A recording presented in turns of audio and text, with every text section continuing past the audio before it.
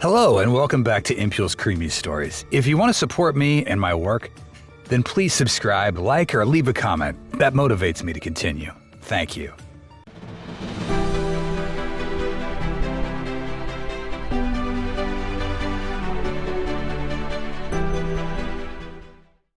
When we think of children, innocence and playfulness usually come to mind. However, there are rare and unsettling instances where children have committed heinous acts that defy these norms. In this video, we explore 5 of the most shocking murders ever committed by children. 1. Craig Price, 15. Craig Price, also known as the Warwick Slasher, became a serial killer before the age of 16 when he brutally took the lives of 4 individuals in his Rhode Island neighborhood on the east coast of the United States. At just 13 years old in 1987, Price broke into a house 2 doors down from his own and mercilessly stabbed 27-year-old Rebecca Spencer 58 times, resulting in her death. Initially, he was not a subject in Spencer's murder until he confessed 2 years later following his rampage that claimed the lives of 3 more neighbors while he was under the influence of marijuana and LSD. His subsequent victims included 39-year-old Joan Heaton and her daughters, 10-year-old Jennifer and 8-year-old Melissa. Each was subjected to more than 30 stab wounds, so severe that the knife handles broke off, leaving the blades embedded in their bodies. In court, Price chillingly mimicked the dying cries of the Heaton girls. He recounted the horrifying details with alarming composure, including how he bit one of the victims' faces as he stabbed her. Price disobeyed a court order to undergo additional psychological testing because he was afraid it would result in a long-term commitment. As a result, he received a 25-year prison sentence. Nevertheless, his ongoing violent conduct in prison indicates he's unlikely to ever be released. On April 4th, 2017, Price faced allegations of stabbing fellow inmate Joshua Davis at the Suwannee Correctional Institution in Live Oak, Florida, using a homemade knife with a 5-inch blade. Subsequently, on January 18, 2019, he received an additional 25-year prison sentence for the crime. 2. Aaron Campbell, 16. In a heart-wrenching crime that shocked the nation, 16-year-old Aaron Campbell abducted, raped, and murdered 6-year-old Alicia McPhail. The tragedy unfolded in July of 2018 on the Isle of Bute, Scotland, where Alicia was visiting her father and grandparents. Campbell snatched Alicia from her bed and inflicted catastrophic injuries on the 3-foot 9-inch child before abandoning her body in a woodland area. The next day, a member of the public discovered her face down and naked, revealing the horrifying extent of Campbell's brutality. Alicia had suffered 117 separate injuries. In court, Alicia was remembered as a smiley girl, beloved by her family. The scenic and sparsely populated island of Bute, home to the murderer, was shattered by the crime. Despite pleading not guilty on February 21, 2019, jurors found Campbell guilty of abduction, rape, and murder. Judge Lord Matthews condemned his actions as some of the wickedest, most evil crimes ever in Glasgow's High Court. Each of these reports contains clear admissions by you of your guilt. Not only that, and this is a terrible thing to say of one so young, but they paint a clear picture of a cold, callous, calculating, remorseless and dangerous individual. Nonetheless, the punishment part will not be as long as it would have been had you been an adult. Your sentence will run from 6 July 2018. You will be detained without limit of time, and I fixed the punishment part at 27 years. That is all. He was sentenced to life in prison with a minimum term of 27 years. This term was later reduced to 24 years following an appeal. 3. Eric Smith, 12.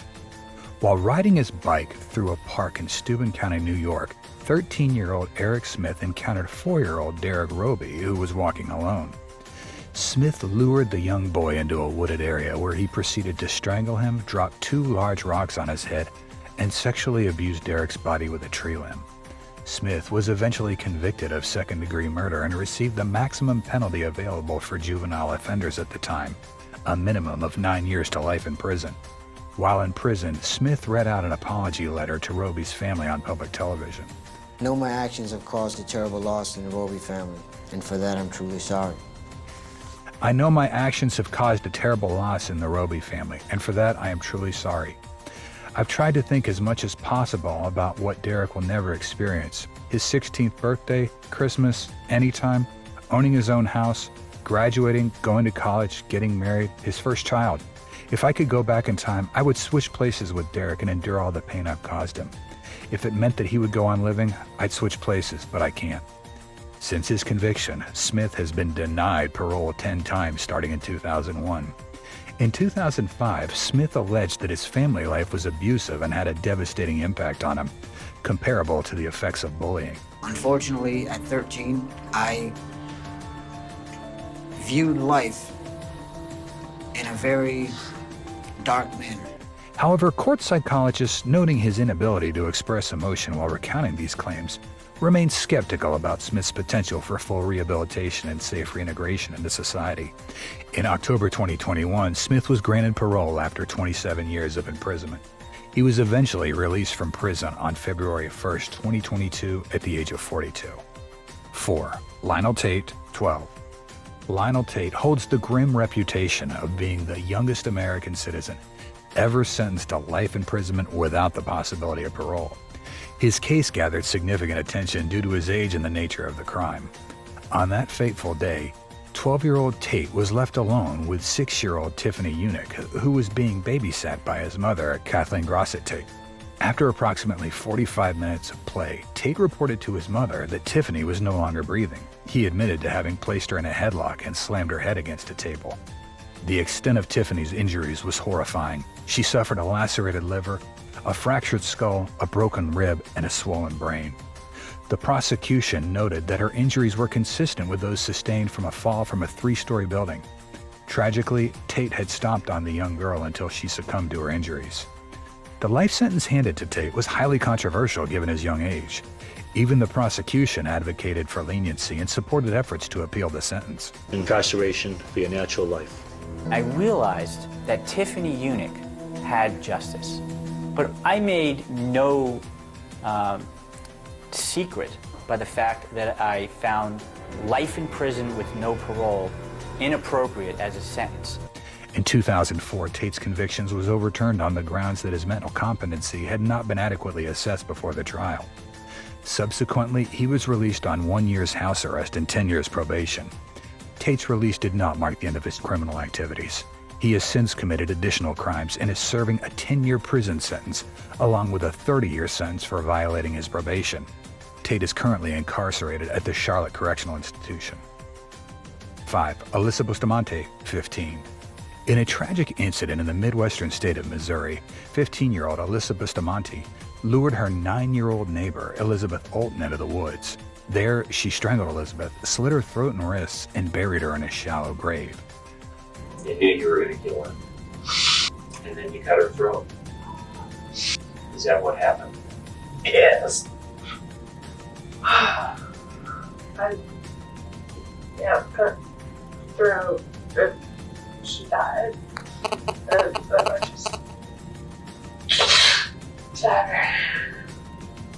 I got home. I went in my room. I still went out for college for like 3 years. Then I walked over and it was outside. When did you dig the hole? I done that when I was trying to find a place to hide her body. So did you dig that after you killed her? Mm-hmm. Yes. Okay, good. Slit her throat, I strangled her. Buried her body. Bustamante, a troubled teenager with a history of depression, self-harm, and suicide attempts, documented the horrific act in her diary. I just effing killed someone. I strangled them, slit their throat, and stabbed them. Now they're dead. I don't know how to feel at the moment, she wrote. She later added, "It was amazing. As soon as you get over the oh my god I can't do this feeling, it's pretty enjoyable. I'm kind of nervous and shaky right now. Okay, gotta go to church now, LOL." During the first day of Bustamante's sentencing hearing, Elizabeth's mother, Patty Priest, expressed her suffering, calling Bustamante an evil monster and admitting that she hated her. Alyssa Bustamante was charged with first-degree murder and tried as an adult, ultimately receiving a life sentence without the possibility of parole. These cases serve as chilling reminders that the capacity for violence knows no limits. The stories of these young perpetrators continue to haunt those affected by their actions and raise questions about the nature of evil and the potential for rehabilitation.